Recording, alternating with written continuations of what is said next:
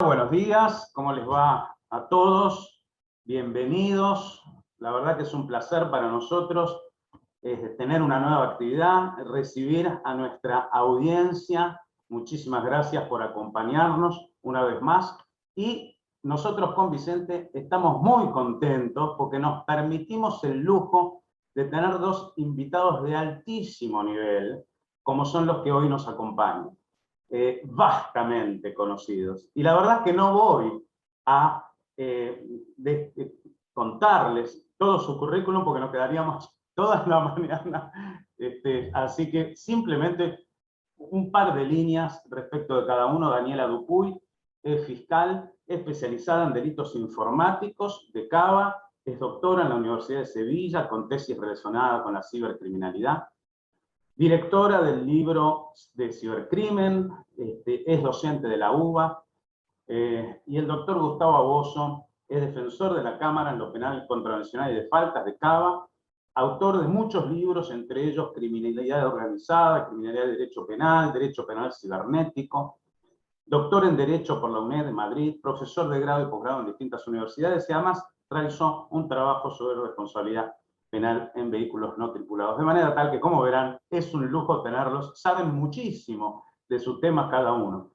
Y lo que hoy nos convoca es inteligencia artificial, el tema, inteligencia artificial aplicada en el compliance penal. Es decir, un tema de estricta actualidad. Todos sabemos que la inteligencia artificial es utilizada para cometer delitos. Esto lo sabemos y lo sabemos del último tiempo, de pandemia, lo que ha crecido, lo que se ha expandido la cibercriminalidad. Todos conocemos a alguien que ha sido víctima de algún delito vinculado a las redes, a Internet. Y también hemos escuchado algunas otras modalidades delictivas vinculadas con la inteligencia artificial, un poquito más sofisticadas, como la clonación de voz, la clonación de la voz.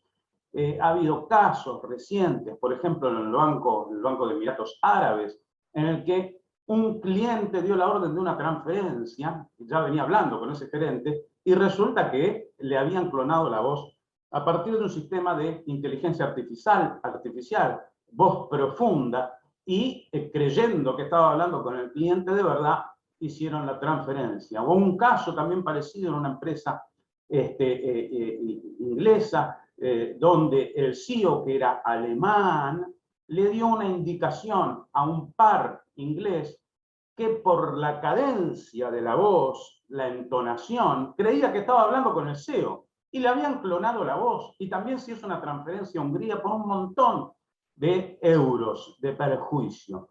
O ese otro caso también ocurrido recientemente, donde se cometió un asesinato, se mató a un científico iraní a través de un dispositivo de inteligencia artificial, una ametralladora colocada en un vehículo que era controlada por satélite, hizo zoom en el objetivo y la verdad es que ahí no había nadie.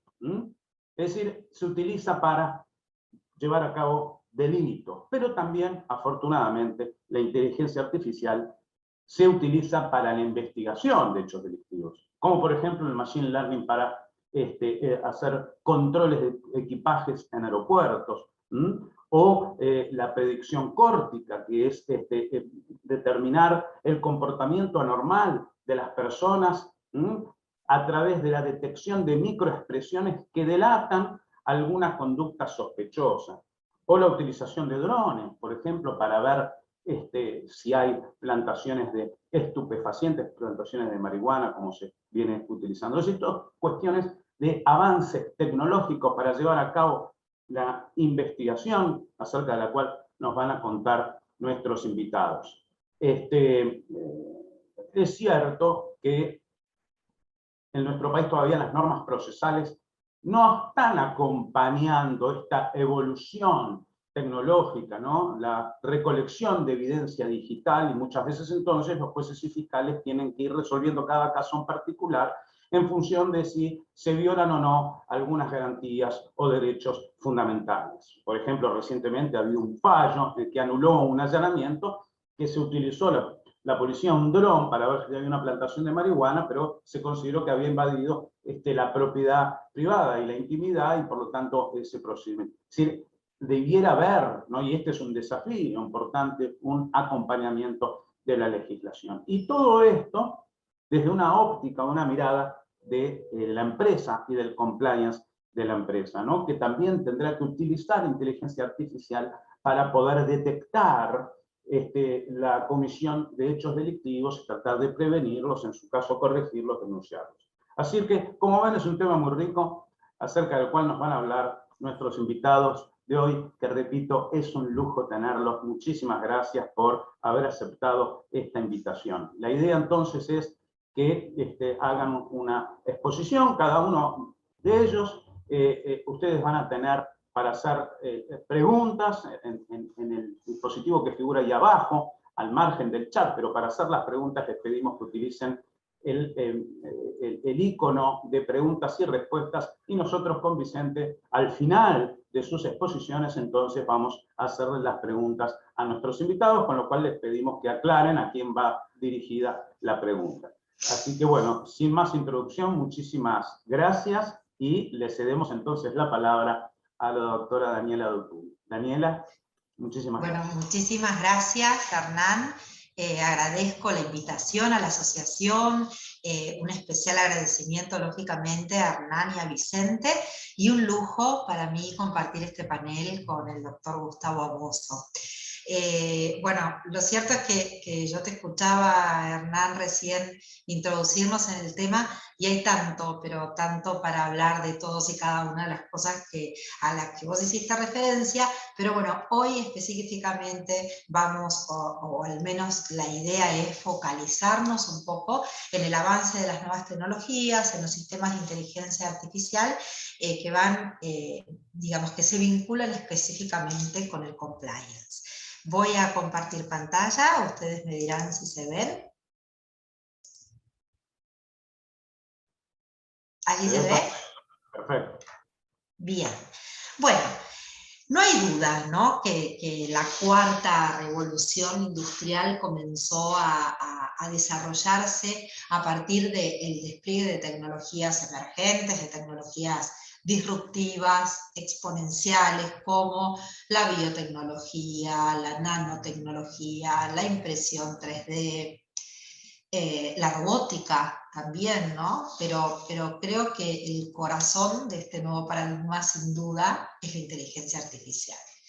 En este sentido, creo que estamos presenciando un proceso evolutivo de un crecimiento exponencial tecnológico que conlleva a transformaciones de todo tipo, ¿no?, culturales, económicas, jurídicas, y de esta manera yo creo que la inteligencia artificial viene como a resignificar desafíos clásicos, pero claro, genera, a mí no me gusta decir nuevos problemas, prefiero decir nuevos desafíos, ¿no?, y soluciones inéditas en este sentido. Hace poco leía un último estudio que publicó la Universidad de Stanford sobre su última estadística, creo que fue a principios de este año, en marzo de 2021, que mostraba cómo la tecnología y la inteligencia artificial había crecido en diferentes ámbitos, que había crecido exponencialmente en diferentes ámbitos, ¿no? Y esto, digamos, incluye todo lo que tiene que ver salud, educación, interconectividad, ¿no?, debido a la crisis desarrollada por el COVID-19. Lo cierto es que la creciente ubicuidad y el rápido crecimiento del potencial comercial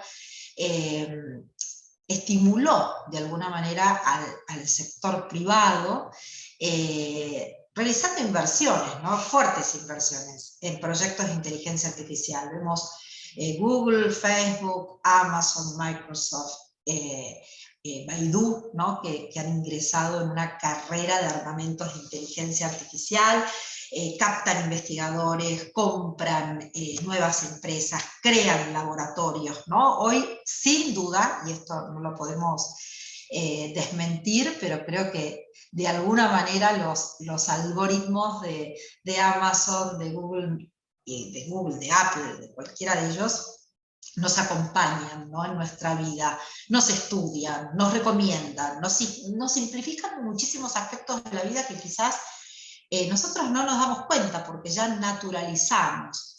Hay un ejemplo que me gusta darlo, ¿no? Porque nosotros en el ámbito de la ciudad autónoma estamos muy vinculados con una herramienta de inteligencia artificial que utiliza Facebook para predecir o identificar a los usuarios que son propensos a suicidarse, ¿no? Y para impedir que ocurra eventualmente un potencial suicidio. Me tocó junto con el SIC, porque esto es digamos, un convenio que ha firmado hace un par de años, 2 o 3 años, el Ministerio Público Fiscal con Facebook, ¿no? Y lo cierto es que es increíble cómo estos algoritmos pueden individualizar, identificar una persona a través del estudio y del procesamiento de lo que publica, de los mensajes que publica, de las fotos que difunde, si está o si es propenso a quitarse la vida. Hay un estudio muy interesante y bastante reciente que concluye en este tipo de casos que la inteligencia artificial, en este sentido, utilizado específicamente por Facebook, puede predecir con un 80 o 90% de precisión si alguien intenta suicidarse dentro de 2 años. Y obviamente que los algoritmos empiezan a volverse aún más precisos cuando el intento o deseos del suicidio de una persona se acercan, ¿no? Entonces yo quería compartir con ustedes, ¿no? que en el mundo jurídico empieza, digamos, a existir una especie de revolución y a cobrar, al menos a mí me ocurre esto y siempre trato de transmitirlo, porque nosotros desde la unidad fiscal especializada convivimos básicamente con las nuevas tecnologías, con los sistemas informáticos de inteligencia artificial, no solamente para investigar, sino también los tenemos en cuenta y los padecemos cuando los autores cometen delitos a través de las nuevas tecnologías o del sistema de inteligencia artificial. Y creo que aquí nos tenemos que empezar a cuestionar en el mundo jurídico cómo van a ser reconocidos estos sistemas de inteligencia artificial. ¿Cuál es la diferencia entre la inteligencia artificial biológica y la inteligencia artificial propiamente dicha?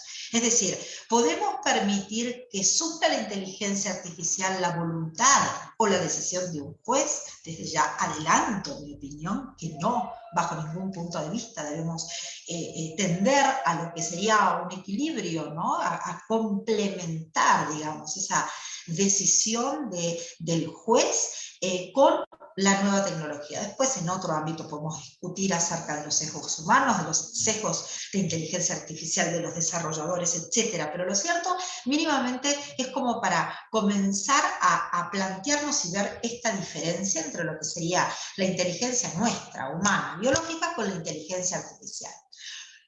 Otro de los dilemas que yo trato de trabajarlo en la práctica siempre, es cómo usar la inteligencia artificial y las nuevas tecnologías. No necesariamente todo tiene que ser sistemas de inteligencia artificial, ¿no? Lo vinculo con las tecnologías emergentes, las tecnologías disruptivas. ¿Cómo usamos estas nuevas tecnologías para proteger los derechos?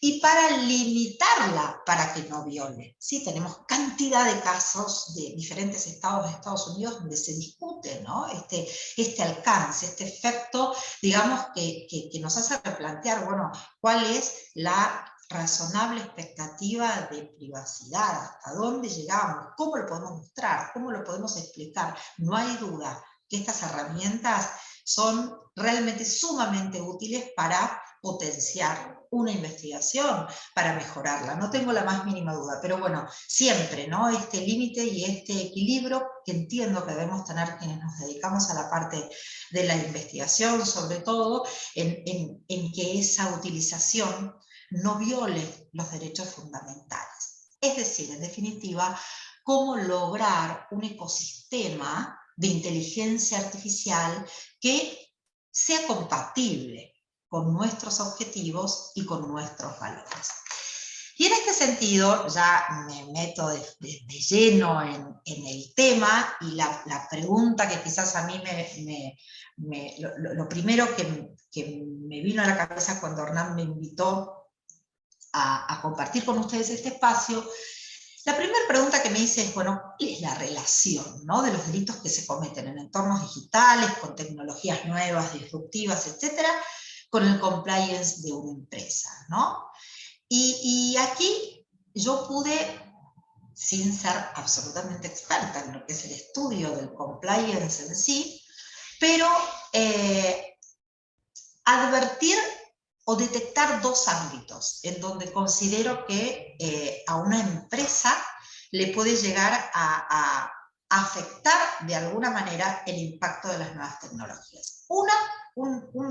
Un ámbito es cuando los delitos se cometen puertas adentro de la empresa, ¿no? Es cuando quizás tenemos que empezar a discutir un poquito en cuál es el límite eventualmente del accionar de la empresa, cuando de pronto encuentra que algún empleado o algún socio, digamos, cometió o habría cometido algún delito, donde hay que jugar aquí un poco con no extralimitarse, entiendo yo, en el afán de conseguir la prueba para ciertas cuestiones que tienen que ver estrictamente con la intimidad y con la privacidad, y si es el deseo eventualmente de judicializarlo, digamos que la prueba o la evidencia esté recogida acorde a derecho, ¿no? Y aquí empiezan una serie de discusiones acerca de qué pueden hacer, qué puede hacer la empresa con relación a sus clientes, con relación a sus empleados, si realmente puede eventualmente, no sé, revisar sus correos, colocar sistemas de videovigilancia, etcétera, etcétera. Un segundo ámbito, que es el que me gustaría introducirme hoy, porque creo que no tenemos demasiado tiempo, es cuando las empresas son víctimas, ¿sí?, de las nuevas tecnologías, y eventualmente de cuáles delitos podrían eventualmente llegar a ser víctimas. Y bueno, si bien ahí yo compartí con ustedes algo que obviamente ustedes lo saben muchísimo, relacionado con las investigaciones empresariales internas en función del objeto de la investigación, que tienen por objeto, cuál es el grado de sospechas, y en cuanto específicamente al sujeto pasivo relacionado con las infracciones que cometen los trabajadores de una empresa, cuáles pueden ser, o sea, hay una gama, ¿no?, de delitos que pueden cometer los empleados, que no necesariamente tienen que ver con las nuevas tecnologías, pero sí, muchas de ellas pueden ser los hurtos de datos, los accesos ilegítimos, las alteraciones, los ataques de denegación de servicio, los daños a sistemas informáticos, ¿no? Pero también puede haber un acoso sexual, un acoso laboral, que puede utilizarse las nuevas tecnologías para cometerlos, y después todo lo que tiene que ver con las infracciones que pueden llegar a cometer los empleados en nombre y a través de la empresa, ¿no? Por ejemplo, los ciberfraudes, temas de corrupción, de cohecho. Piensen que en estos ejemplos que ustedes ven aquí, entre paréntesis, que yo les acabo de decir, es lo más normal y común del mundo que se utilicen las nuevas tecnologías, ¿no? Los medios tecnológicos para cometerlos. Pero yo les dije que prefiero, de alguna manera, digamos, lógicamente que los programas de integridad que ya las empresas han puesto en funcionamiento en cada una de estas empresas cada una de las sociedades son fundamentales, ¿no? Estas reglas o estos mecanismos o procedimientos internos que tienden de alguna manera a promocionar o alentar la integridad de la supervisión, el control, bueno, para empezar a trabajar con estas políticas para prevenir, para detectar, para corregir irregularidades, actos ilícitos, es decir, nada más y nada menos que para trabajar en la detección de delitos y en la reducción, ¿no?, de estos riesgos penales. no es que yo lo creo, lo he leído en numerosos artículos relacionados con este tema específico, es el deber, ¿no?, de implementar y de instaurar estas medidas de prevención y vigilancia para evitar, digamos, que en el seno de su actividad propiamente dicha se produzcan conductas delictivas que pueden llegar a generarles algún tipo de problemas mismo digamos, a los socios de una misma empresa cuando se adoptan ciertas y determinadas medidas. Por eso la implantación de un programa de cumplimiento que creo que va digamos, a constituir un fuerte indicio para que la empresa, para que la empresa pueda producir este tipo de control, ¿no?, hacia adentro y desde afuera. Y aquí es donde me interesa quizás introducirme un poquito más en el tema de cuándo la empresa puede ser víctima, ¿no?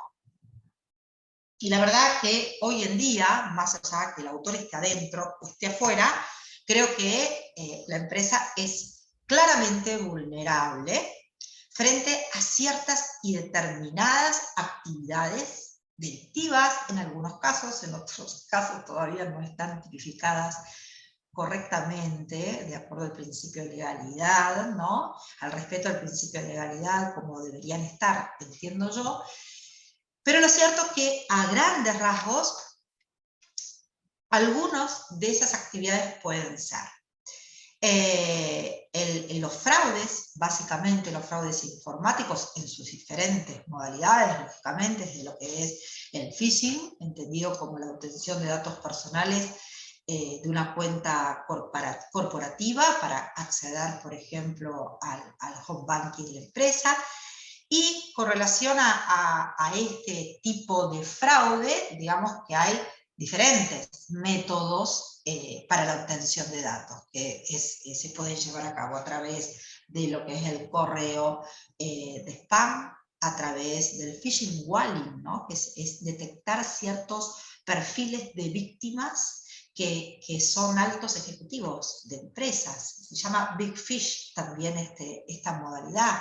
El spoofing, donde el autor va a asumir falsamente la calidad de una entidad bancaria y va a crear un perfil falso. Aquí es algo, esta creación de perfil falso que me lleva a otra modalidad que no es delito, que es la suplantación de identidad, ¿no?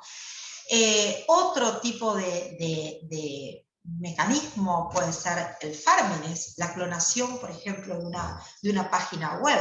Usuarios, no necesariamente dentro de una empresa, ciudadano común, pero también, lógicamente, quienes llevan a cabo la parte contable dentro de una empresa y decide efectuar ciertas y determinadas transferencias a través de una página web y se encuentra con que está frente a una página que es clonada, ¿sí? Es una clonación, no es la página del banco, no es la página de la entidad financiera donde ustedes van a querer transferir ese dinero, sino es una réplica, es una clonación, donde obviamente la víctima ingresa todos sus datos sensibles, como claves, como claves bancarias, como nombres de usuarios, son tomados esos datos y bueno, hay todo digamos, una consecuencia de esto que lo vamos a dejar para otro momento, pero que es lo que nosotros vemos dentro del ámbito de la Fiscalía, qué es lo que se hace con esos datos obtenidos, ¿sí? Si con esos datos obtenidos se toman, se juntan y luego se venden, o se continúa con un intercriminis hasta eventualmente contratar a una persona que de alguna manera reciba esa plata, ese dinero transferido y luego pueda extraer ese dinero, enviarlo a otra cuenta en otro país. Bueno, son los llamados muleros. Hay digamos, toda una mecánica, un circuito en el que ya quienes investigamos lo tenemos claramente determinado, más allá de la dificultad que muchas veces acarrea identificar al o los autores, porque estos autores sinceramente suelen encontrarse, no siempre, acá hemos allanado y detectado, identificado y detenido a muchos autores dentro de nuestro país, pero lo cierto es que hay muchos o muchas organizaciones que se encuentran y que actúan fuera del país, ¿no? Entonces acá tenemos todo un tema de transnacionalidad, ¿no? Porque tenemos un autor o varios autores que se encuentran cometiendo este tipo de ataque de negación de servicio, suplantación de identidad, robo de datos, etcétera, desde diferentes lugares. La o las empresas pueden ser víctimas de este tipo de ataques, pero quizás el servidor donde yo necesito como investigador hacerme de esa evidencia digital, puede estar esta evidencia alojada en servidores ubicados en otro país. O, lo que es peor, segmentadas en diferentes servidores de distintos países. Esto claramente es un desafío para los investigadores, no solamente de nuestro país, de nuestra ciudad, sino a nivel internacional.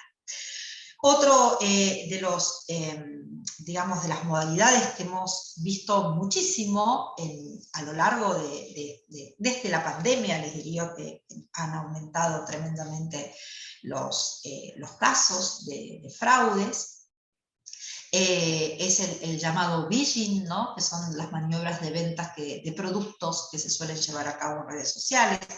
El SIM swap para mí fue lo que hoy en día reviste una importante cantidad de casos, es decir, la posibilidad de adquirir líneas y chips en kioscos, por ejemplo, sin que haya un mecanismo confiable, ¿no?, de registración. Esto genera una cantidad de maniobras de ingreso a la información de la víctima, porque tremendo, ¿no? Porque esto se puede lograr tomar el control de esas líneas y recuperar contraseñas e información sensible. Entonces, fíjense, la importancia de estar previniendo a los empleados de las empresas sobre todas estas cuestiones, porque si un ciberdelincuente toma la línea telefónica de uno de los socios de la empresa, logra tomar el control de esa línea y recupera las contraseñas que utiliza ese socio para ingresar a su cuenta de home banking, para ingresar a la nube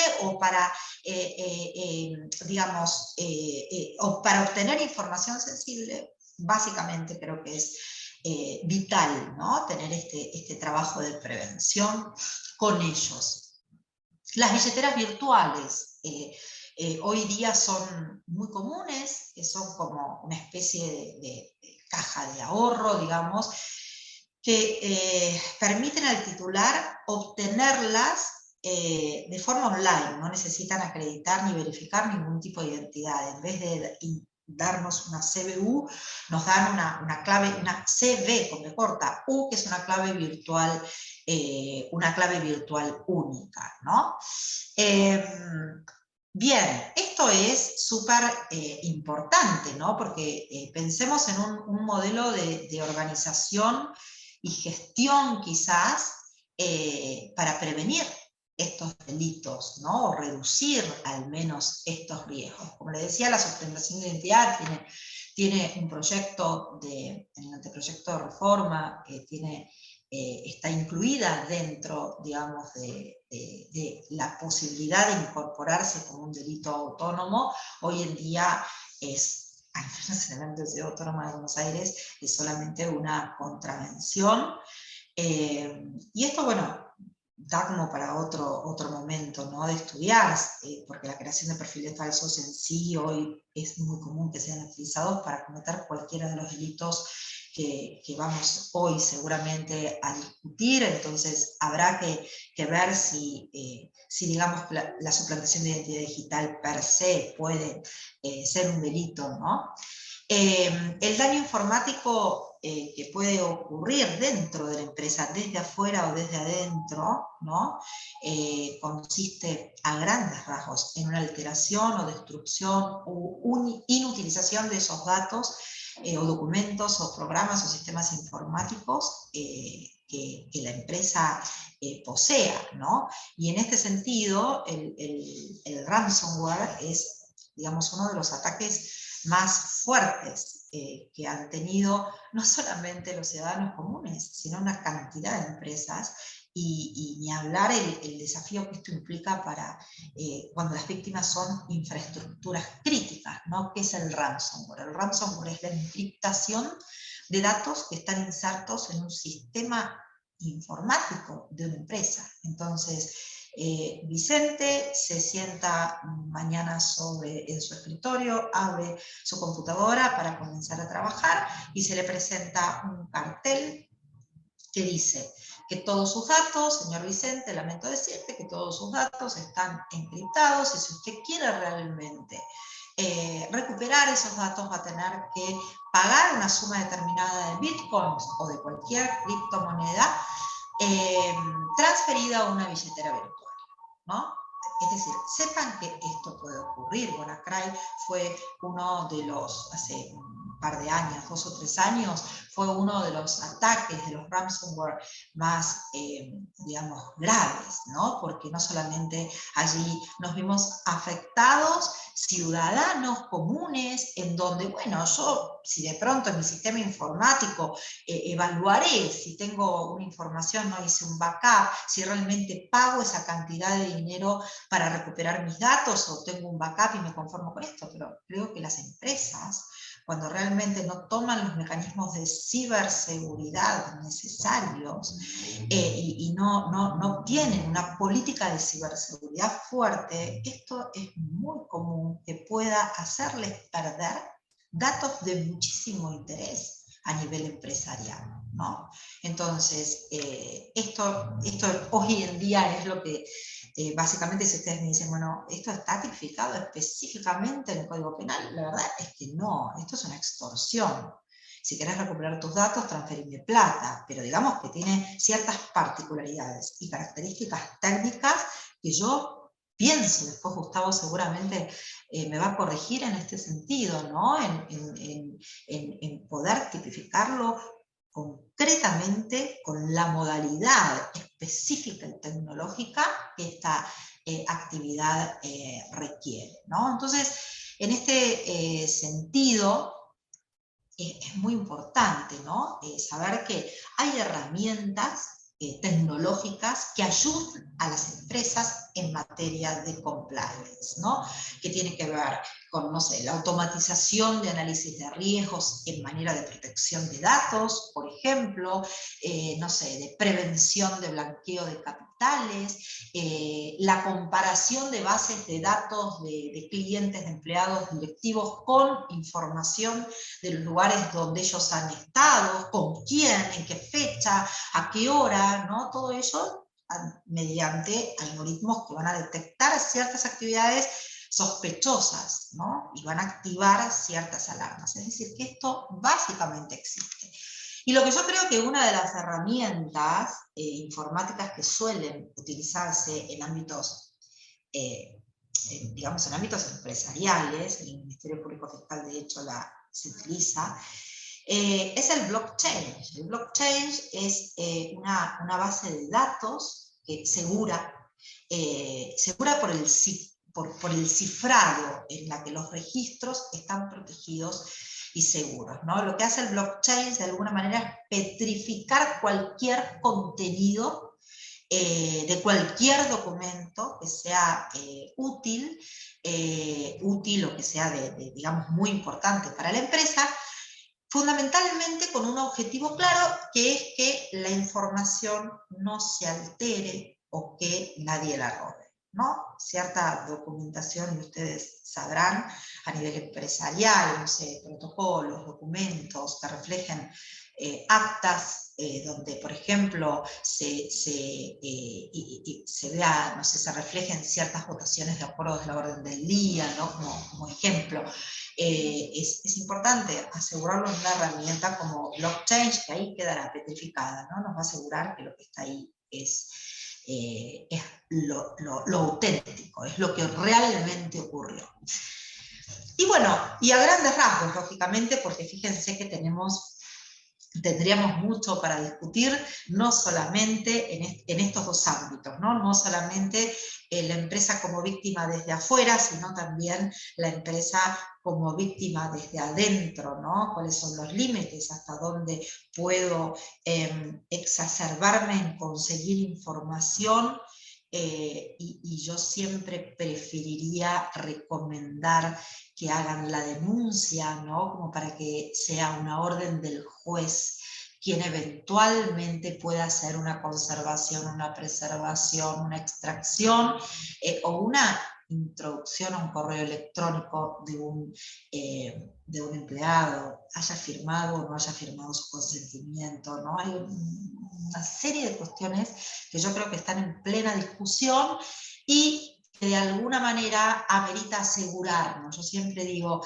por ejemplo, los datos de tráfico está discutido si lo puede hacer el fiscal en el marco de un sistema acusatorio o se lo tengo que pedir al juez. ¿Saben qué? Yo prefiero pedírselo al juez, o sea, prefiero no arriesgar la eficiencia de una investigación y asegurarme que fue el juez quien controló esa garantía. Recuerden siempre que cuando ya estamos ante hechos que se han cometido a través de Internet, a través de las nuevas tecnologías, o tenemos que utilizar las nuevas tecnologías para averiguar si se cometió o no se cometió, digamos, el efecto, digamos, no es lo mismo, no es el mismo que cuando ingresamos a un lugar físico, ¿no? Y aquí entran un montón de cuestiones relacionadas con la teoría de la PINVIEW, cuál es la expectativa de privacidad razonable, y entonces esto es muy importante que los directivos de una empresa lo tengan incluido dentro de sus protocolos, de sus reglas de compliance, digamos, no vaya a ser cosa que para adquirir información que ustedes están seguros que un socio, que un empleado ha cometido eventualmente un delito, extraigan esa información y después no se valide en el ámbito judicial, ¿no? Esto ha habido muchos fallos al respecto. Bien, para terminar y dejarle el paso a Gustavo, cómo prevenir y detectar los ciberataques. La realidad estos simplemente son algunas cuestiones que a mí se me fueron ocurriendo, pero puede haber muchísimas más.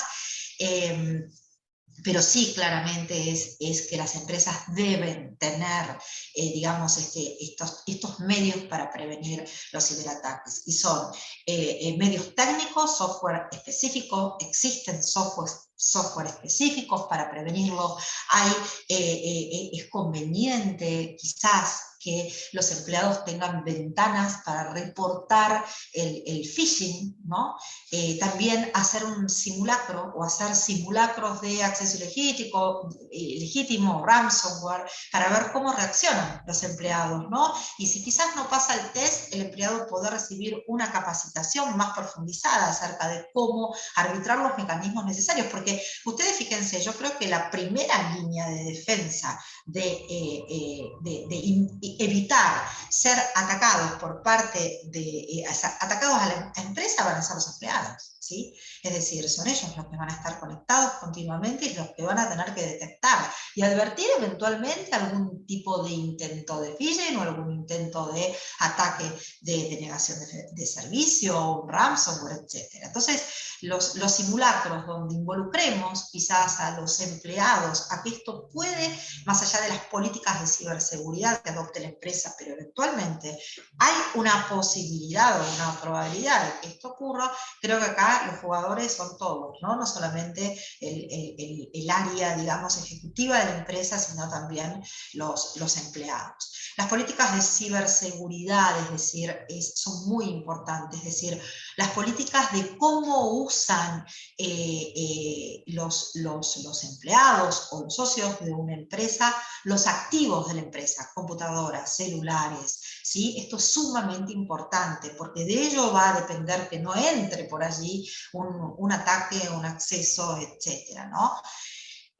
Políticas de prevención de delito, miles de políticas de prevenciones de delito se me ocurrieron, ¿no? Digamos, conectarse a través de una VPN, no conectarse cerca de un Wi-Fi público, no descargar software que son extraños, sino solo los que están avalados por la empresa, efectuar un sistema de protección de contraseñas, verificar los archivos adjuntos antes de abrirlos, etcétera, etcétera, etcétera.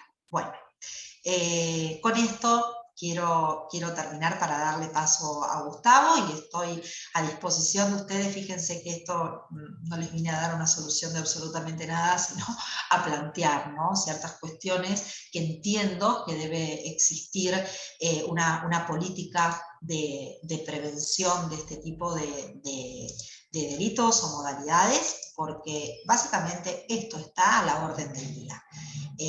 Para lo que necesiten, a su disposición. Muchas gracias.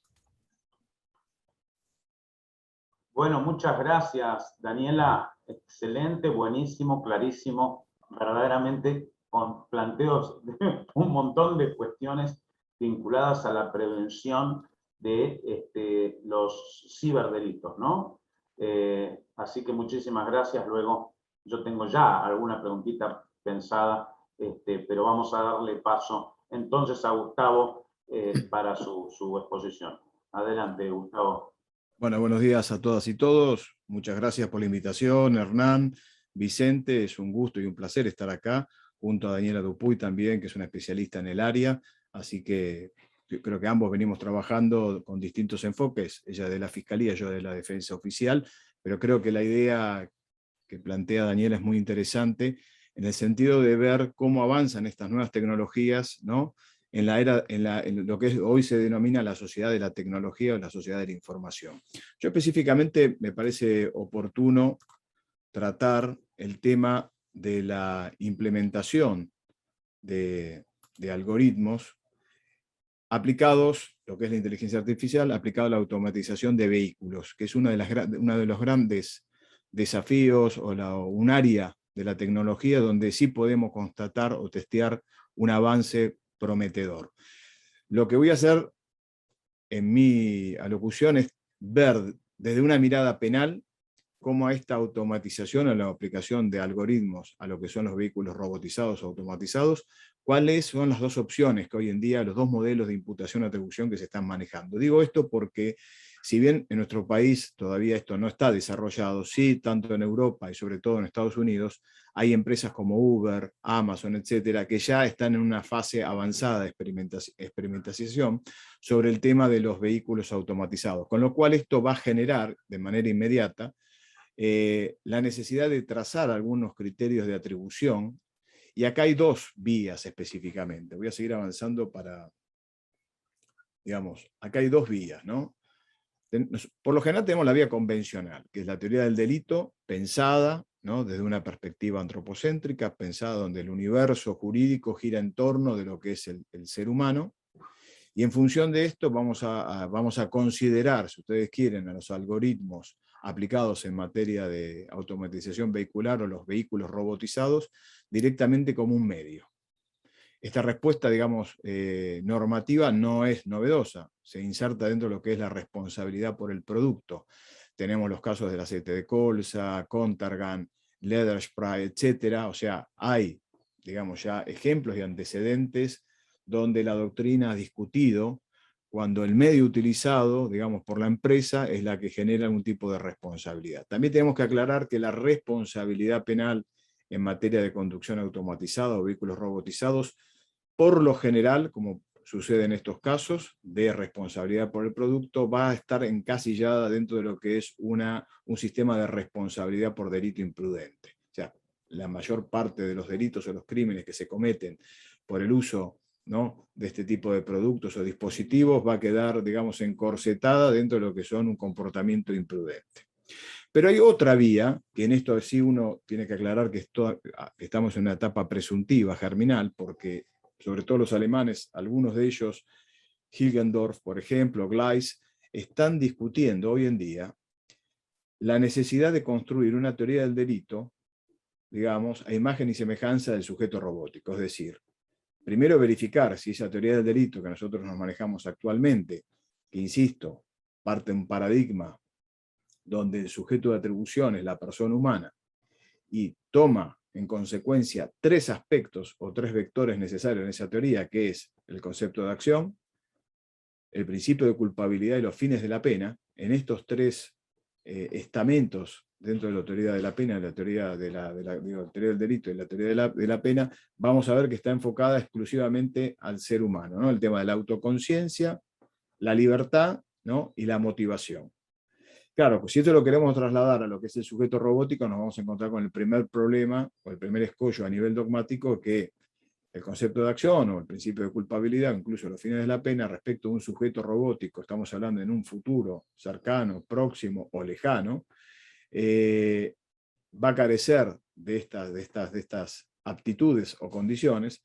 Por ende, insisto, esto es meramente germinal, algunos autores están proponiendo, digamos, cómo reformular, si ustedes quieren, estas categorías del delito para abarcar en un futuro cercano al sujeto robótico, es decir, al sujeto automatizado, al robot como sujeto de imputación, no como objeto medio, sino directamente como sujeto de imputación. Y acá lo que uno tiene que decir es que este problema en principio no es nuevo. ¿Por qué no es nuevo? Porque si bien es verdad que la teoría del delito desarrollada desde Feuerbach, von Lis, Binding, etc., se ha basado en un sistema de imputación individual, en nuestros días lo que se está discutiendo, más allá de que la política criminal ha avanzado sobre eso, ha sido, digamos, se ha adelantado a la doctrina, en cuanto a responsabilizar a la empresa penalmente. O sea, la responsabilidad penal de la empresa como un ente colectivo, como un ente autónomo, individual, diferenciado de los integrantes de los órganos societarios, representa, ¿no?, un nuevo desafío para el derecho penal. En realidad esto ya se venía discutiendo, lo que pasa es que se venía discutiendo sobre todo en Alemania, España, etcétera, en nuestro país no tanto, pero sí sobre todo en Alemania y en España.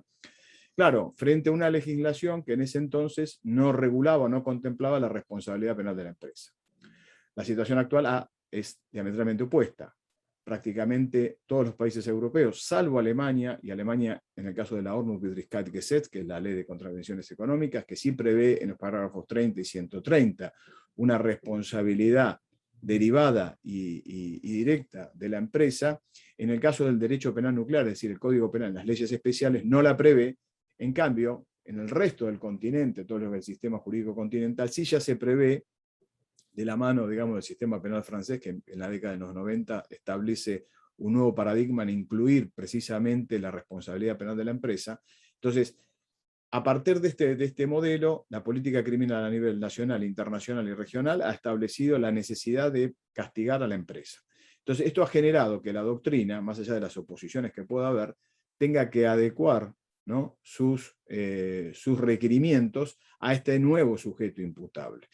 Esto es lo que generalmente se utiliza desde el lado del derecho penal robótico para explicar, bueno, ok, tenemos la empresa también que se ha planteado un desafío. Este desafío ha sido superado en cierta medida con creces porque se ha adaptado la teoría del delito pensada para el ser humano a la realidad económica de la persona jurídica. Pues bien, podemos utilizar o hacer un tercer avance, ¿no?, y discutir qué pasa con el sujeto robótico. Lo cierto hoy que esto, hoy en día, si ustedes preguntan cuál es el status quo de la situación jurídica respecto de los sistemas de imputación en materia de derecho penal robótico, lo que tenemos que decir que ese derecho penal robótico todavía no está, digamos, desarrollado. Partimos de la base de un sistema de imputación individual donde el vehículo robótico o el algoritmo que yo utilizo para programar y así posibilitar la conducción de un vehículo robótico está pensado, todavía está afincado en una posición individualista, en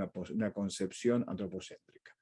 Vamos a tomar un caso que digamos, adquirió relevancia en los medios de difusión masivos, que fue en 2008, la primera muerte que se produce de un peatón. Aclaro esto porque ya en el 2016 se había producido la muerte de un conductor de respaldo de un vehículo robótico en fase de experimentación, pero acá lo importante fue que era una persona en la ciudad de Tempe, Arizona, que primero cruzó una autopista de manera indebida por un lugar no habilitado para el cruce de peatones, segundo que estaba en un estado de ebriedad, pero más allá de todo esto, lo cierto es que el vehículo robotizado, en esta fase de experimentación, con conductor de respaldo, avisó, ¿no?, que está la presencia de un peatón y hizo el procedimiento de reversión, es decir, le dio la conducción, ¿no?, el manejo del dominio de la conducción al conductor de respaldo. El conductor de respaldo, que bien podría ser argentino, digo, porque estaba jugando un jueguito en lugar de estar prestando atención a lo que estaba ocurriendo en su alrededor, tampoco pudo intervenir y esto ocasionó la primera muerte de una persona, de un peatón en este caso, producida por el uso de un automóvil robótico o automatizado. ¿Cuál fue, digamos, la primera reacción, ¿no?, que hubo por parte de los fiscales de los Estados Unidos, ¿no? El fiscal que interviene ahí en la zona de Tempe, con jurisdicción en Tempe, con competencia en este tipo de delitos, limitó la responsabilidad, recuerden que ellos tienen la responsabilidad penal de la empresa, o sea, no le imputó a Uber, sino que imputó o concentró, focalizó la imputación a la conductora de respaldo que estaba presente en el lugar, y le imputó un homicidio imprudente basado en que no cumplió con su función o sus deberes contractuales, que era justamente el hecho de estar atenta ante la posibilidad de que se produzca la reversión de la conducción y ella poder accionar de manera anticipada el sistema de frenado. Quiero aclarar que el sistema operó de manera correcta porque dio tiempo, ¿no?, si bien fueron segundos, pero un tiempo suficiente como para poder accionar el sistema de frenado, cosa que no ocurrió porque la conductora de respaldo no estaba prestando atención a su entorno, estaba ocupada en otros menesteres. Fíjense la regulación, ¿no? La regulación, esto es muy novedoso, digo, porque la Unión Europea se enfrenta a esta nueva realidad. Recuerden que la Unión Europea se maneja dentro de lo que llaman las dritte Säule, ¿no?, las tres columnas, porque lo que importa acá es que la Unión Europea, dentro de las facultades y las atribuciones que tienen por el Tratado de la Unión, está obligada a regular ciertos aspectos, sobre todo en lo que tiene que ver, acuérdense, y acá lo habló Daniela, hay intercruzamiento de jurisdicciones. Entonces, en una Unión Europea es necesario que todos los países y cada uno de ellos en sus respectivos ordenamientos tengan dispositivos penales, administrativos, civiles, etcétera, de la misma factura normativa para evitar ¿qué cosa? Lo que es la anomia. Es decir, que una jurisdicción no tenga eso previsto, eso no puede pasar dentro de lo que es una Unión Europea, ¿no?, dentro de lo que es una unión basada en lo económico, en lo normativo, etcétera. Segundo, lo más importante, también la cooperación a nivel policial y judicial. O sea, es necesario crear las redes para articular esa cooperación, tanto policial como judicial. Y lo tercero es la armonización, que es muy importante, normativa, a lo que yo me refería. No solo en leyes sustantivas, como puede ser el Código Penal, sino también, y esto es muy importante, que generalmente esto se olvida, como también lo adelantó Daniela, una regulación a nivel procesal. Es decir, vamos a tomar como analogía lo que pasa con las personas jurídicas. Nosotros tenemos la 27.401 que regula de manera clara una responsabilidad penal de la persona jurídica en materia de corrupción pública y específicamente cuando la empresa es cohechante. Sin embargo, cuando vamos a cualquier código procesal penal, incluso los más modernos, no tenemos que dentro del imputado está previsto como imputado la persona jurídica. Tampoco tenemos previsto procesos especiales para la persona jurídica, tampoco no está resuelto en los códigos procesales penales si la persona jurídica, sin la 27.401, digo, pero esto se tiene que proyectar en los códigos procesales penales, que como ustedes saben son atribuciones propias de las provincias, no hay una regulación específica en cuanto a si los derechos y garantías previstos para el imputado, es decir, persona física, son aplicables y en qué medida, con qué sentido y alcance a la persona jurídica. Entonces, la Unión Europea, a través del reglamento 2018-858, establece, ¿no?, la necesidad de la homologación y de la vigilancia a través de un organismo comunitario de cuando se quieran utilizar esos vehículos, que están en un proceso de experimentación, pero claramente en un futuro cercano vamos a tener vehículos robotizados, de hecho algunos ya están funcionando de manera claramente acotada, pero en 20 o 30 años uno ya puede predecir que esto va a ser por lo menos mayoritario. Entonces establece la necesidad de fijar controles o estándares normativos a los fines de que todos los países tengan los mismos sistemas de verificación de esos vehículos.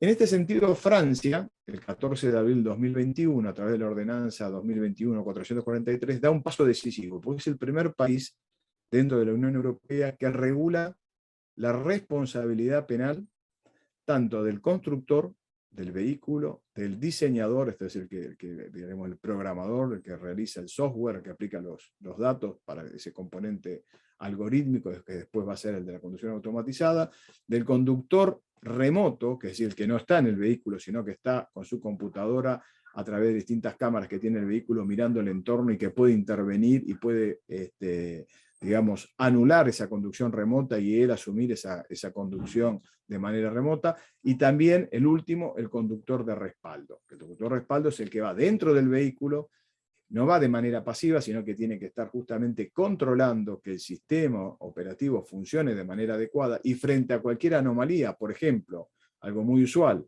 pérdida de señal, donde el vehículo ya inmediatamente deja de funcionar, bueno, ahí se hace necesario la reversión de la conducción y que intervenga el conductor de respaldo, no el remoto, porque no va a poder intervenir porque no tiene, digamos, enlace o vinculación con ese vehículo, con el sistema operativo. Pero lo importante es que Francia ya da el primer paso, es el primer país que regula, se ocupa de regular este tipo de responsabilidad penal, que como vemos es una responsabilidad penal en cascada. Digo en cascada ¿por qué? Porque claramente acá intervienen 4 componentes. Interviene la empresa, en este caso Uber, por ejemplo, o Amazon, que es el que fabrica, en muchos casos diseña también el algoritmo que se va a utilizar en el vehículo robotizado. Tenemos el conductor, digamos, remoto, que también pertenece a la empresa Uber, Amazon, etcétera, Ford, pero que pertenece a la empresa, y tenemos el conductor de respaldo, que también es un empleado de la empresa, pero cada uno de ellos tiene distintas funciones.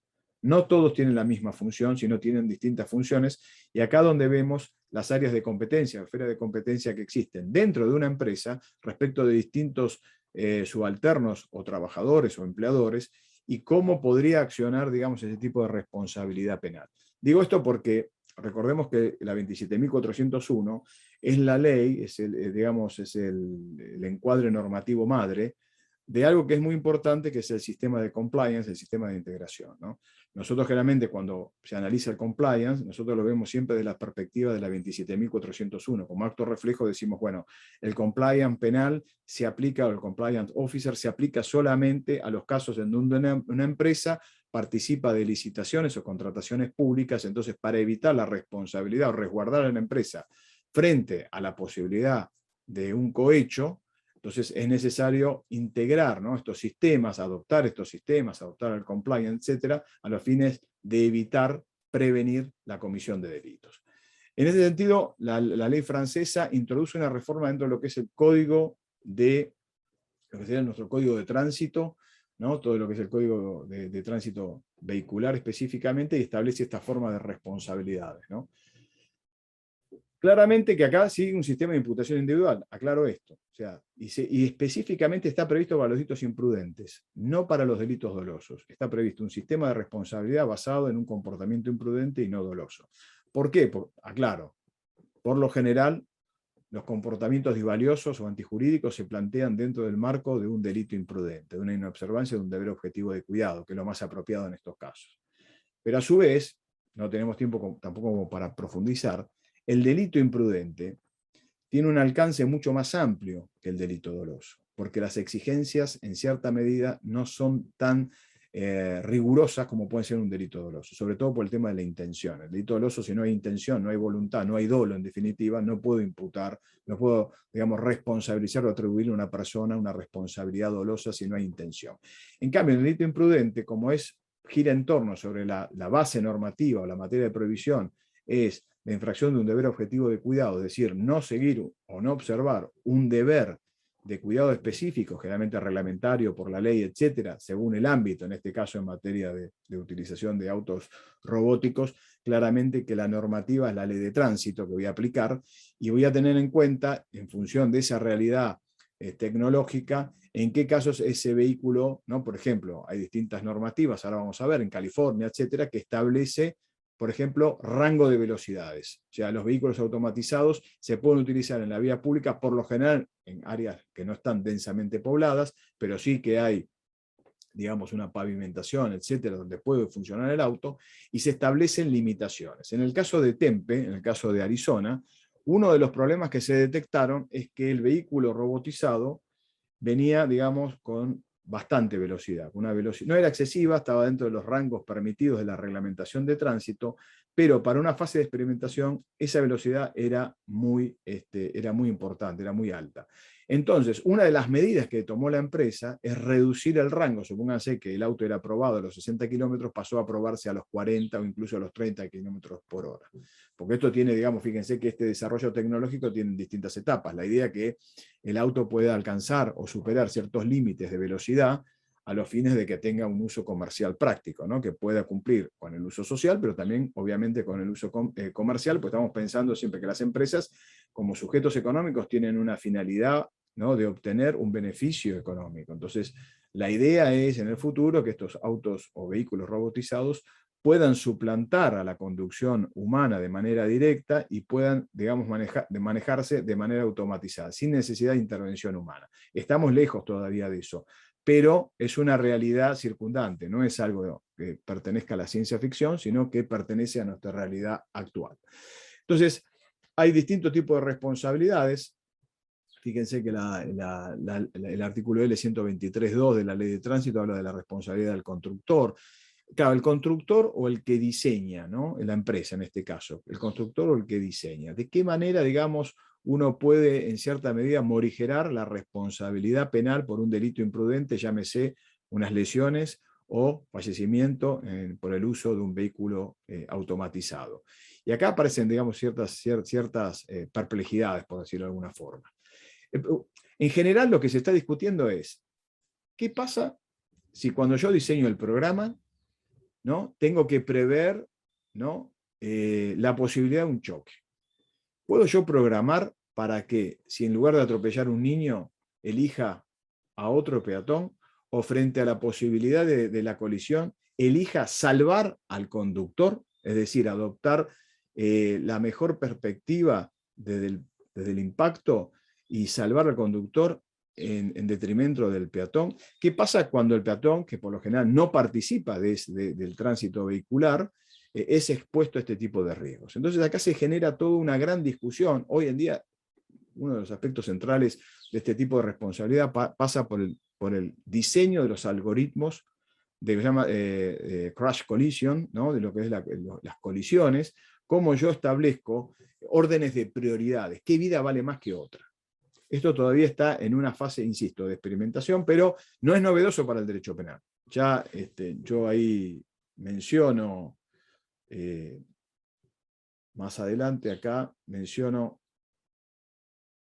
el caso de Welzel. Welzel esto ya lo trataba, fíjense, como dentro de un artículo que se llama Notstand Problem, en 1951 es el dilema del trolley, el dilema del tranvía o del vagón de mercancías, ¿no? Que viene por una vía descontrolado. Entonces está el guardabuja que tiene que si deja que el tren prosiga con su trayectoria, va a impactar en la estación y va a matar a un montón de pasajeros que están en otro tren, o bien acciona y desvía el trayecto de ese tranvía y provoca la muerte de 3 o 4 trabajadores, una cuadrilla de trabajadores. Entonces acá todo lo que se discutía, como telón de fondo hay que decirlo también, lo que se estaba discutiendo, en este caso del Notstand Problem, Welzel lo que discutía era el fallo, el polémico fallo del tema del programa de eutanasia, de los médicos que aplicaron el programa de eutanasia. Cuando fueron juzgados, los médicos lo que esbozaron como defensa, escribieron como defensa, es que si ellos, digamos, dentro de la selección que tenían que hacer, dejaron algunos afuera. Dijeron, bueno, si nosotros no hubiésemos dejado algunos afuera, y efectivamente tuvimos que seleccionar a otros a lo que eran, digamos, la eutanasia, si hubiese venido un médico de la SS, seguramente no se hubiese salvado a nadie. Entonces, en definitiva, nosotros lo que hicimos en un estado de necesidad disculpante, tratamos de salvar al menos algunos. Si no, la otra solución era la muerte de todos. En este panorama, que los médicos fueron en definitiva donde ahí el Tribunal Constitucional alemán introduce la idea de las causas de supralegal de excusación. Eso es ahora no nos interesa eso, pero hoy, en definitiva, este problema está aplicado a lo que es el algoritmo justamente frente a la elección entre salvar al conductor o salvar al peatón. O si hay que elegir a quién salvo, si hay varios peatones, supóngase que hay una multitud y un solo peatón, el coche puede, digamos, el proceso, el algoritmo puede elegir automáticamente desviar el curso y elegir un solo peatón en lugar de matar una multitud. Entonces, esto está en una fase de experimentación, pero lo cierto es que se está discutiendo hoy en día cuál sería la solución. Algunos autores dicen, mire, esto es un problema que en realidad todavía está en ciernes, no es un problema real, es un problema potencial. Hay otros autores que dicen se puede generar una responsabilidad penal, y hay otro sector, un tercer sector, que dice, en definitiva, el diseñador del algoritmo lo que está haciendo es reduciendo riesgos. Entonces, en lugar de incrementar, a través de la imputación objetiva, incrementar riesgo, lo que está haciendo es disminuir el riesgo, porque está eligiendo entre una multitud y uno está eligiendo a uno. Si bien las vidas son inconmensurables, no hay posibilidad de apreciar la vida de manera cuantitativa, no es que la vida de uno vale menos que la vida de una multitud, pero sí, y sino que eso es un aspecto cualitativo que tiene, obviamente, que involucra consideraciones éticas y morales. Lo cierto es que en todo caso, si se reduce el peligro, la exposición de peligro a la vida de terceros, en definitiva el diseñador lo que está haciendo es programando un algoritmo que vaya a disminuir los riesgos, no incrementarlos. No incrementarlos. Esta es la discusión que se está dando actualmente en cuanto a qué es, digamos, la responsabilidad situada a nivel del programador y obviamente del constructor, que generalmente son idénticos por lo general. Fíjense, yo acá les quiero mostrar que, para seguir avanzando, también se regula la responsabilidad penal por los delitos imprudentes para la persona que está habilitada para intervenir a distancia, es decir, de manera remota, también el conductor responsable, porque generalmente todas las legislaciones en materia de tránsito vehicular aplicadas a los vehículos robotizados están exigiendo hoy en día la presencia de un conductor de respaldo, es decir, de un conductor dentro del vehículo para que en caso de reversión de la conducción o que sea necesario interrumpir esa conducción automatizada, pueda intervenir y evitar una colisión. En este punto es muy interesante, más allá después podemos hablar un poco más de la Revolución Francesa, pero quiero avanzar. California fue uno de los primeros estados, digamos, hoy en general, tanto como en California como en Arizona, se desarrollan, uno puede ver los centros de desarrollo tecnológico más importantes. Por ejemplo, en California está Tesla, Ford, Toyota, trabajando, ¿no? Google, etcétera, trabajando en el tema de los proyectos de automatización en la conducción vehicular. California quiso dar un paso, yo diría un paso preventivo, y exigió que, como medida precautoria, todos los vehículos que operen en el área del estado de California necesitan, de manera sine qua non, que esté presente un conductor de respaldo. Esto claramente, si uno exige un conductor de respaldo, digamos, lo que está yendo a contramano de lo que quiere el desarrollo tecnológico, porque la empresa lo que no quiere es un conductor de respaldo, lo que quiere es que el vehículo se maneje de manera automatizada, a lo sumo, con un conductor, digamos, o un trabajador o empleador que actúe de manera remota, pero no alguien presente, porque si no, no estaríamos, digamos, tampoco evolucionando, sería el mismo sistema de taxis o remises que tenemos en la actualidad.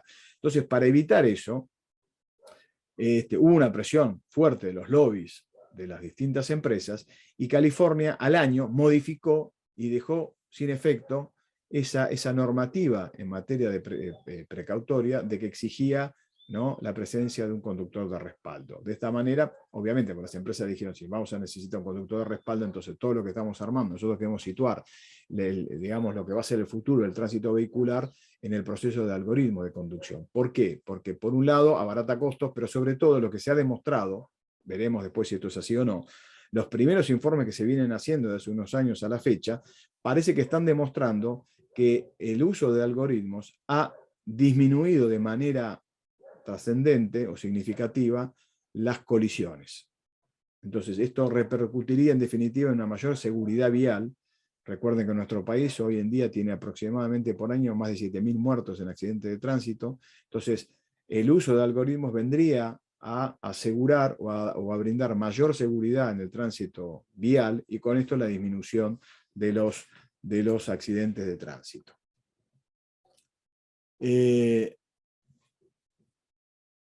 Ahí justamente les hacía mención a esto de la Revolución Californiana, esto después lo pueden ver. Alemania, a través de la octava Gesetz zur Änderung des Straßenverkehrsgesetzen, introdujo, por ejemplo, la idea de no estableció una responsabilidad penal, pero sí estableció una responsabilidad administrativa, como puede ser con nuestra ley 24.449, la ley de tránsito, estableció distintas modalidades de conducción automatizada, pero no reguló, en lo que a nosotros nos interesa, la responsabilidad penal, una responsabilidad ni de la empresa, en principio, ni, digamos, de la responsabilidad del conductor remoto o del conductor de respaldo. Tenemos también lo que es dentro del soft law, son las distintas directivas emitidas por Naciones Unidas respecto a la necesidad de modificar la Convención de Viena sobre la circulación vial y adaptarla a través del 2021-389, que es una directiva, adaptarla a lo que son los vehículos automatizados. Bueno, con esto voy terminando. Quisiera, digamos, ahí les pongo lo que se está discutiendo en Alemania, pero quisiera, digamos, terminar con lo siguiente.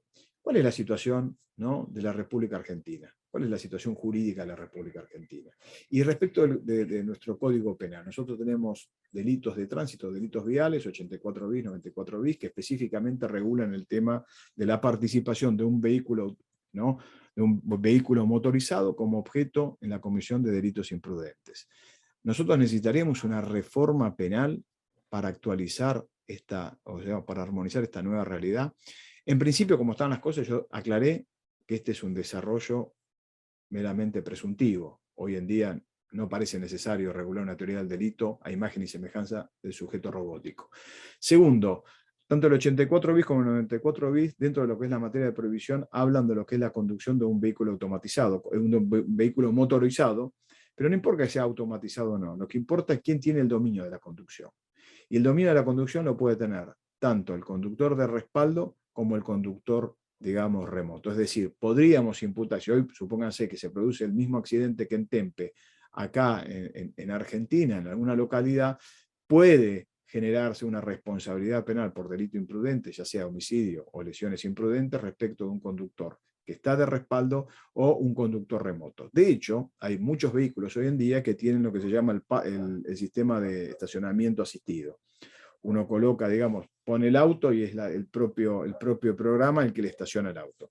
Ahora, supóngase que yo pongo el auto y veo que hay un menor ahí que no lo detectó, porque está sentado y no lo detectó, significa eso que yo le voy a imputar al sistema automatizado, le voy a imputar a la empresa Ford, Chevrolet, etcétera, que no, la responsabilidad primaria va a ser del conductor. Más allá que él haya aplicado un sistema automatizado, de hecho la responsabilidad del dominio sobre la conducción permanece, la sigue teniendo él, entonces conserva ese dominio. Entonces, en principio, digamos, nosotros no tendríamos problema de responsabilizar en un sistema individual al conductor, ya sea el conductor de respaldo que está presente o al remoto, por no haber accionado el sistema de frenos en este caso, o no haber producido el sistema de reversión y anular el programa o el uso de estos algoritmos. Por lo demás, el problema que tenemos de fondo es que nosotros no tenemos en nuestro Código Penal regulado una responsabilidad penal de las personas jurídicas. Primer problema básico que hay en nuestra legislación. Tenemos leyes especiales que regulan distintos ámbitos de criminalidad, sobre todo económicos, pero no tenemos en nuestro título primero, en el libro primero, una cláusula de responsabilidad penal de las personas jurídicas. Segundo, cómo funciona el sistema de compliance, ¿no?, sobre todo el compliance penal que nosotros vemos, pero no se reduce todo a compliance penal, más allá que siempre nosotros vemos las anteojeras pensando siempre en el derecho penal. La 27.401 no prevé el sistema de integración que se aplique, por ejemplo, a las empresas que desarrollan este tipo de nuevas tecnologías.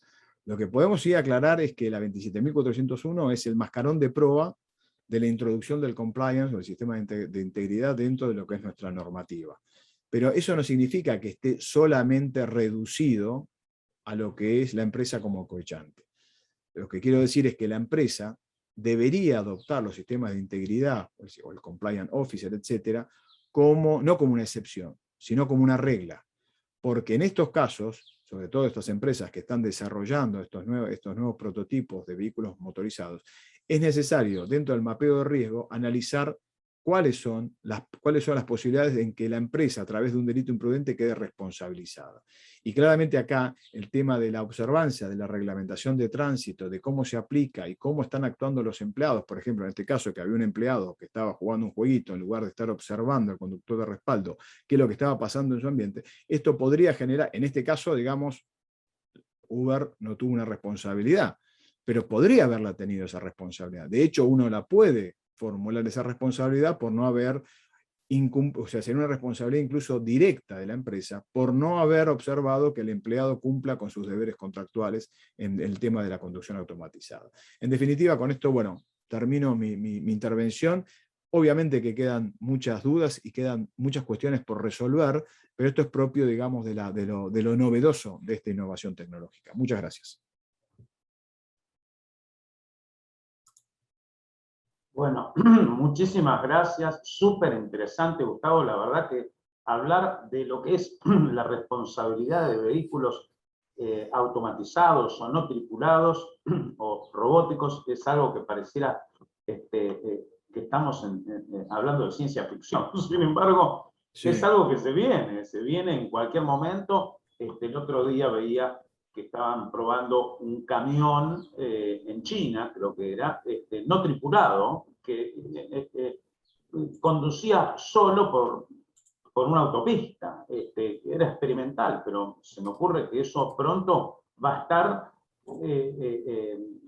expandido y utilizado en el mundo, y se van a reducir naturalmente, me imagino, los accidentes, porque normalmente es a partir de errores humanos, ¿no? Lo que es los Exactamente. accidentes. De todas maneras, hay algunas cositas como para revisar, que es lo que hablabas vos recién, que es súper interesante. A ver, vayamos primero a una pregunta que tenemos acá para Daniela. Luego tengo alguna otra pregunta yo y también para Gustavo. Pero acá, Daniela, preguntan si a tu criterio resiste un test de constitucionalidad en nuestro país la utilización de administración de perfiles criminales, COMPAS, mediante algoritmos tal como se utiliza en Estados Unidos y en virtud de lo que sucedió con el caso de Eric Loomis. Bueno, Loomis es uno de los tantísimos casos que la Corte de diferentes estados de Norteamérica se han expedido. Hay, digamos, si bien Loomis en su momento dijo que no afectaba el principio de defensa, el derecho de defensa y el de debido proceso y demás, lo cierto es que hay otros fallos, se me viene a la cabeza Kansas versus Walls, en el que sí se ha específicamente revocado esa especie de probation que se le había dado al imputado, que digamos es una medida que se adopta en Estados Unidos para delitos de riesgo mediano, ¿no? de mediana gravedad, porque entendió, yo no sé si todos saben cómo funcionan este tipo de software que predicen la eventual reincidencia de la persona sometida a un proceso, pero lo cierto es que toma en consideración y analiza un cuestionario de 137 preguntas, ¿no? Que luego ese cuestionario, en realidad, esas preguntas, que esto es lo que Kansas son automatizadamente procesadas y comparadas con una población segmentada, ¿no? Entonces el resultado de esto te puede dar más o menos riesgoso en comparación con la población.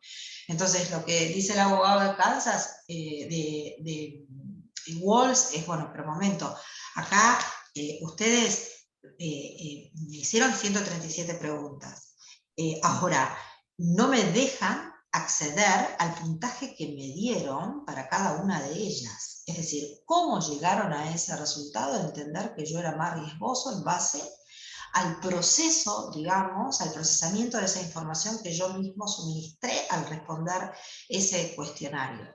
Y esto es un punto, ¿no? Y es un punto que vamos a empezar a tener con la utilización de muchas herramientas que tengan sistemas de inteligencia artificial, no solamente en lo que tiene que ver con estas de predicción de riesgos, sino para producir pruebas, ¿no? Son hoy herramientas que son súper eficientes y disruptivas, pero cuidado, porque cuando la aplicamos en el marco de una investigación, puede ocurrir que cuando yo vaya a juicio, intente explicarle al juez la explicabilidad o trazabilidad de la utilización de esa herramienta para llegar a ese resultado, pero quizás esa herramienta ha tenido un algoritmo que se disparó y empezó a aprender solo, ¿no? Autónomo, un algoritmo autónomo que es lo que llamamos black box, ¿no? Caja negra. Y esto ni siquiera los diseñadores saben concretamente qué pasó con ese algoritmo y qué hizo para llegar a determinado resultado. Un ejemplo de esto es el buscador de Google. Todos utilizamos el buscador de Google y bajo ningún punto de vista nos planteamos si el algoritmo inteligente hay una black box o deja de haberlo, nos da el resultado que nosotros queremos cuando hacemos un proceso de búsqueda, lo mismo el traductor de Google, pero ojo, porque cuando esto lo traspasamos, estas herramientas las utilizamos en el marco de una investigación, ahí es donde empieza de alguna manera a cuestionarse ciertas cuestiones. Ciertas cuestiones que si ustedes leen los últimos fallos de Estados Unidos en diferentes estados, esto podríamos hablar tanto, pero voy a tratar de limitarlo a esto. Una de las principales objeciones que plantean los abogados defensores es la imposibilidad de poder ver el código fuente, ¿no? El código fuente de la herramienta con sistema de inteligencia artificial que se utilizó para llegar a ese determinado resultado. Es muy probable que ese código fuente el defensor, mismo el fiscal, lo vea y no sepa ni siquiera leerlo, traducirlo, ¿no? Pero lo cierto es que hay muchos pronunciamientos en diferentes cortes de Estados Unidos en donde se determina que digamos, esa falencia, digamos, de contar con un código fuente o de contar con una explicación relacionada con un algoritmo autónomo, se podría eventualmente suplir con testimoniales de expertos que conozcan el tema, que conozcan el funcionamiento y la validación de esa herramienta, que se pueda comparar con estudios o con una coyuntura científica en cuanto al uso de esas herramientas, que en Estados Unidos la están utilizando hace mucho tiempo. Claro, tienen otra legislación, otros sistemas, allá las leyes de secretos comerciales están muy afianzadas y arraigadas y las empresas no pueden revelar ni descubrir, digamos, cuáles son sus fórmulas, ¿no? Ya sea por una cuestión de competencia, etcétera, etcétera. Entonces, bueno, muchas cuestiones más allá de esta que pregunta la participante, ¿no? Nos van a generar ciertos desafíos que yo siempre digo, ¿no? Empezar a estudiar de antemano lo que está ocurriendo en nuestros países para ya poder prevenir y poder trabajar en una legislación, primero en una legislación procesal, ¿no? Una legislación adaptada a las nuevas tecnologías con todo lo que ello implica, principio de libertad probatoria, sí, pero momento porque hoy tenemos herramientas que básicamente, si no, yo entiendo, es una opinión personal, que si no están incluidas concretamente dentro de una norma procesal, yo al menos no lo voy a usar. El allanamiento forense, el allanamiento remoto, con lo que implica la particularidad del funcionamiento, la colocación de un malware en el dispositivo de almacenamiento informático de un sospechoso, tiene ciertas cuestiones técnicas que amerita que esté legislado. No es lo mismo que una intervención telefónica, como muchos lo dicen. ¿Pero por qué? Porque cuando estudiamos concretamente cómo funciona esa herramienta, no tiene nada, pero nada que ver con lo que es parecida. Pero cuidado con esto, ¿no? Porque el parecido de un código de hace muchos años no tiene que ver con el parecido que hoy, o a lo que hoy nos exponen las herramientas emergentes, ¿no? Informáticas. Bueno, bárbaro, muchísimas gracias. Daniela, una preguntita, Gustavo, con relación a tu exposición. Yo en verdad coincido con la solución que se adoptó en el caso de Temple, de adjudicarle responsabilidad al conductor de respaldo que venía distraído. Básicamente me parece que coincido. Ahora, imaginemos que no hay un conductor de respaldo. El responsable sería el conductor remoto. Imaginemos que no existiera un conductor remoto. ¿Por qué? Porque ubiquémonos de acá a un tiempito donde ya se ha superado la necesidad de tener uno de respaldo, y está uno de remoto, y el auto hace todo solito, ¿no? Pero ocurre un accidente. ¿quién sería el responsable? ¿Sería el diseñador del algoritmo? ¿Sería la entidad, la persona o la empresa encargada de llevar adelante el control sobre esa unidad? ¿A quién se le... a tu criterio, ¿no? Sí. No, bueno, a ver, supongamos que no hay ni conductor de respaldo ni conductor remoto. En ambos casos, igual digo, la responsabilidad de la empresa está latente, porque son empleados de la empresa. O sea, no es, si bien la solución en Tempe yo creo que fue una solución de compromiso. ¿Por qué digo esto? Porque se focalizó toda la responsabilidad en la conductora de respaldo, pero también la empresa tiene una responsabilidad, claramente, porque la conductora de respaldo la puso la empresa y la empresa está obligada a controlar de que esa conductora de respaldo, digamos, cumpla con sus deberes contractuales, cosa que no hizo. Entonces, si bien desde el punto de vista, vos fíjate, civil, acá nadie discutiría que hay una responsabilidad civil de la empresa, desde el punto de vista penal, como yo dije, por el principio de culpabilidad, el principio de autorresponsabilidad, etcétera, tenemos limitaciones para imputarle a un tercero por la conducta de otra persona. El problema, el delito imprudente en sí facilita esta circunstancia, porque si vos sumás la infracción de deberes objetivos de cuidado, automáticamente podés construir una responsabilidad de la empresa. No es novedoso porque esto ya fue tratado por la responsabilidad de la empresa por el producto, responsabilidad por el producto defectuoso específicamente. Acá, Hernán, si vos, digamos, si esto es una anomalía del sistema, lo que debería pasar más que una responsabilidad penal, debería haber una responsabilidad civil, y como pasa hoy en día, cuando hay un producto que es defectuoso, ¿vos qué hacés? Lo retirás o llamás, como hacen las concesionarias, mirá, no está funcionando bien, te hacemos gratis el cambio. Esto hay que tenerlo en cuenta. Yo insisto con esto, no siempre la vía penal es la mejor solución para los problemas, para los complejos problemas que se están presentando hoy en día dentro de lo que es la sociedad de la tecnología.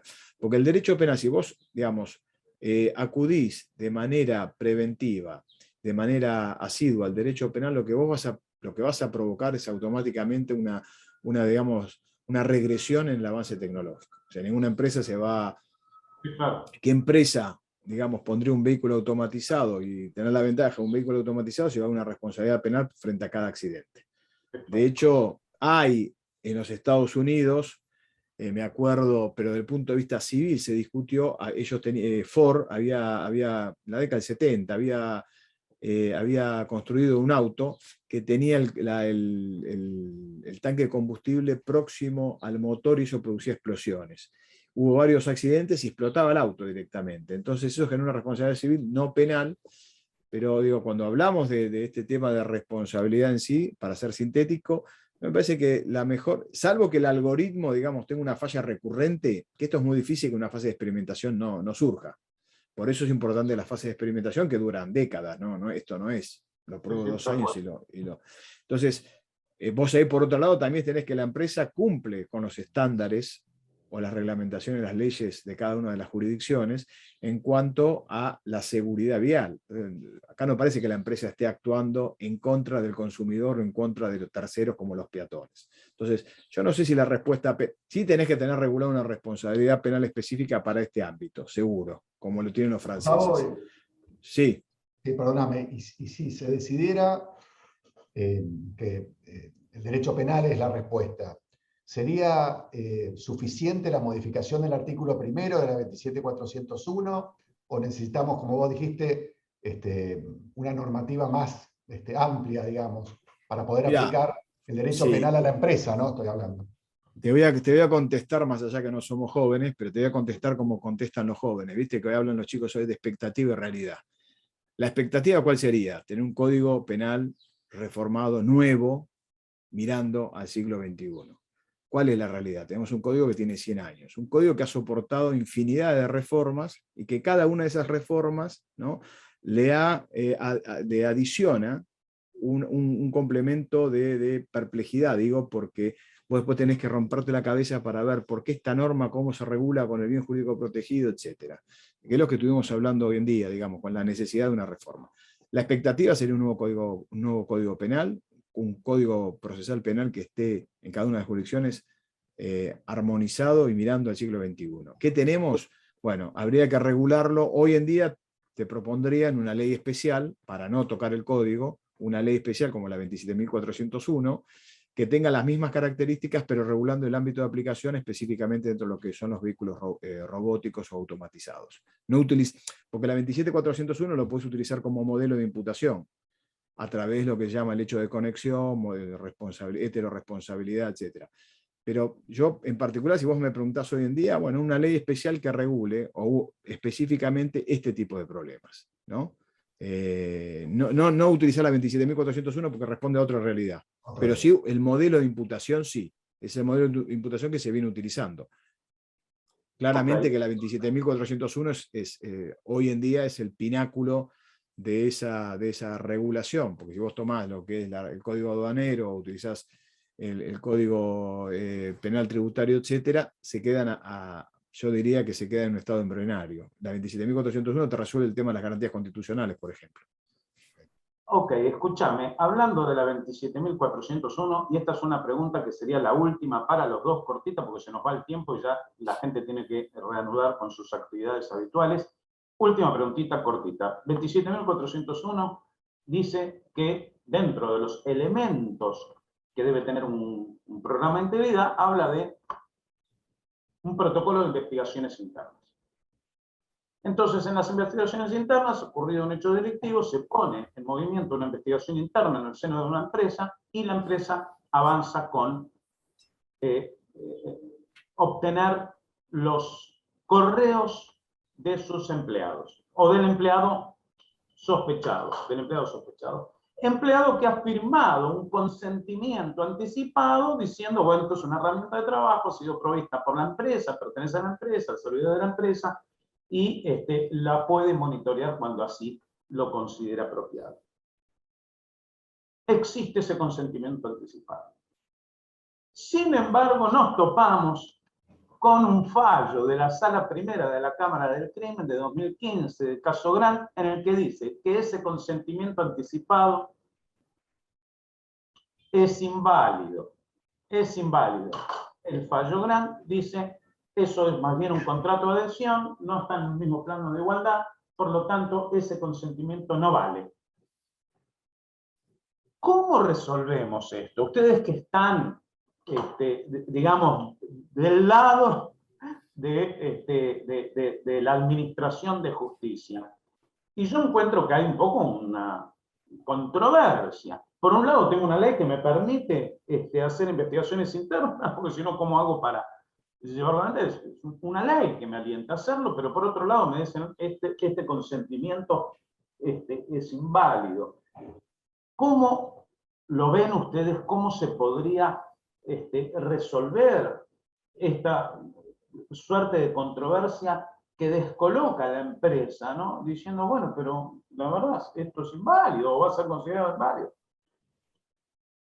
Si pueden, 2 minutos cada uno, darme su impresión sobre esta cuestión tan puntual. Daniela, yo te adelanto, si querés, 2 minutitos nada más. Yo creo que las investigaciones internas no solamente implica controlar los correos electrónicos del empleado, que muchas veces hasta puede utilizarlo para otros medios que no tengan que ver con los laborales. Hay jurisprudencia que está dividida en ese sentido. Primero se decía que la empresa lo podía hacer, luego se dijo que era un contrato de adhesión y por ende no está permitido, por esto no estaría permitido por esto de que invadiría, ¿no?, la privacidad. Y claramente yo me adhiero, perdón, ¿no?, pero me adhiero a esta postura. Primero que entiendo que si las empresas quieren hacer una investigación interna, no solamente es el control de los correos electrónicos. Pueden arbitrar otros medios que fundamenten la posibilidad de hacer una denuncia.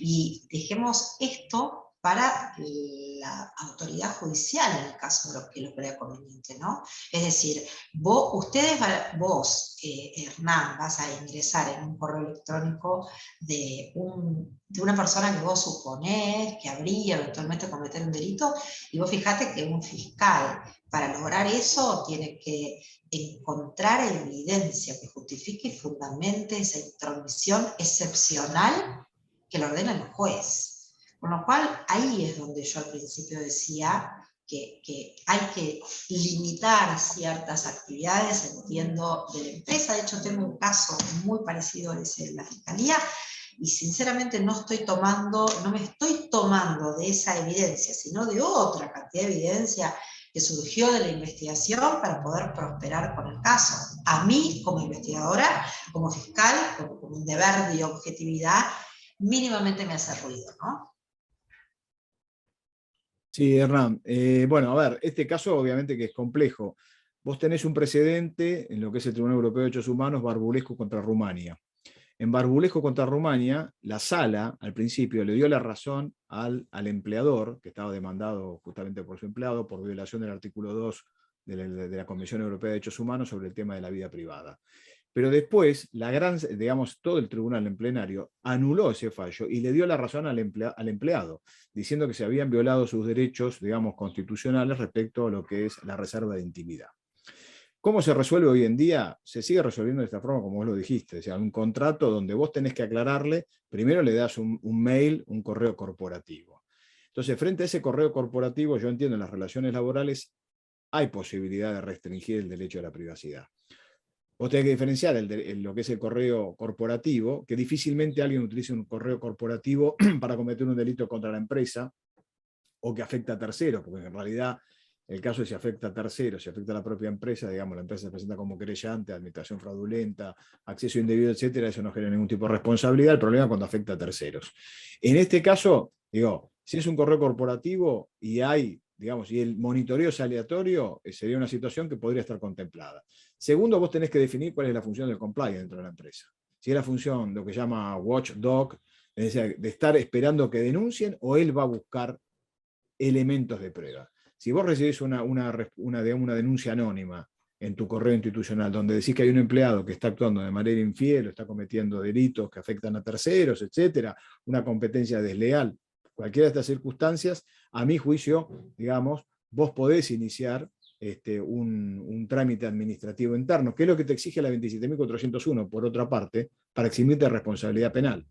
¿Qué es lo que vos deberías hacer? Deberías suspender, porque estas herramientas vienen del derecho laboral, suspender ese empleado, y esa sería una medida adecuada porque vos tenés que cotejar ahí que el sistema de integridad haya funcionado. Si vos recibís la denuncia y automáticamente lo suspendés, mientras pagándole su salario, pero mientras dure la investigación vos lo suspendés, yo en ese sentido no le veo problema. El problema que sí se está presentando es que la empresa va más allá de eso. Va al correo privado. Recordemos que acá, en el caso de Barbulescu, no era solamente el correo, utilizaba la computadora, el dispositivo que le había entregado el empleador, pero él tenía también, actuaba con su correo privado. Entonces el empleador revisó el correo privado y dijo, bueno, y hizo un cálculo en el historial que se pasaba 2-3 horas perdiendo el tiempo navegando. Entonces hay que diferenciar bien los casos. Pero bueno, en cuanto a esto, yo pienso que la empresa lo primero que tiene que hacer es suspender, porque lo que le exige la ley penal, la 27.401, es medidas, administrativas. Y yo creo que la más adecuada y la más rápida es la suspensión. Vos después analizarás si esta persona tiene que ser cesanteada, tiene que ser despedida con justa causa o no. Pero me parece que lo que hoy te exige la ley es algo que es bastante simple, en el sentido que tengas... Es tal cual. Coincido un poco, me parece que es un tema que, por lo que veo, podría dar para un debate más profundo, seguramente todo lo que tiene que ver con la expectativa de privacidad, si la tiene, si es lógico que la tenga o que no la tenga, y con la posibilidad de la empresa de, en función de la 27.401, buscar ser eximida de pena si es que puede hacer una investigación interna completa y, como consecuencia de eso, hacer una autodenuncia que la pueda poner a tiro de la exhibición de pena. Pero seguramente vamos a tener otras oportunidades de seguir profundizando en el tema. Ha sido súper interesante. Les queremos agradecer muchísimo su tiempo y sus conocimientos, haberlos compartido con nosotros. Un tema súper interesante. Así que muchas gracias, Daniela, muchas gracias, Gustavo, y muchas gracias a todos por habernos acompañado esta mañana en esta actividad de la Comisión de Compliance Penal Estratégico. Bueno, muchas nos gracias, veremos Daniela, pronto. Vicente y Hernán. Gracias a todos. Gracias. Gracias a Gracias. todos. Buenos días. Gracias. Hasta luego, buen día. gracias.